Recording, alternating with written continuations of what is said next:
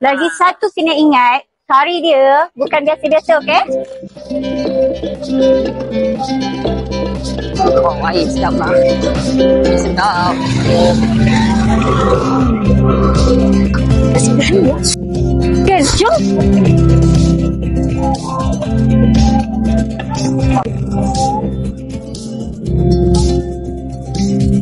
Ada ayam.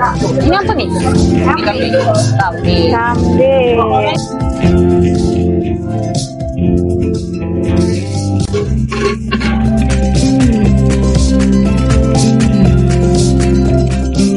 Okey, untuk satu set nasi biryani cuma RM10 sahaja.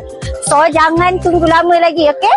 Dalam satu set ni, kita ada daging biryani, kita ada papadom, kita ada acar dan juga nasi biryani dia. Nasi biryani dia pun banyak, guys. Bukan sikit. Dan rasa dia, saya jamin, pasti puas hati sangat. Dan kita ada juga lauk lain seperti ayam masak merah dan juga kari kambing. Sedap kan? Memang terbaik.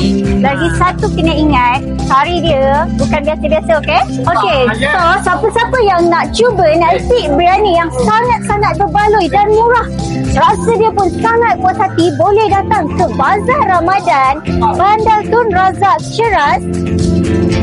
Nak tahu sangat nama gerai dia apa? Jom kami tunjukkan.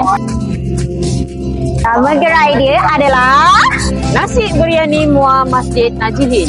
Ingin membuat pesanan, kontak nama di bawah 017 266 0820 atau 014 327 2869.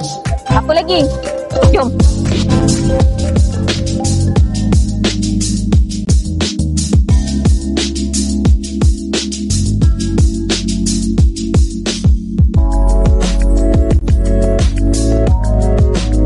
Datang dan rasai keenakannya.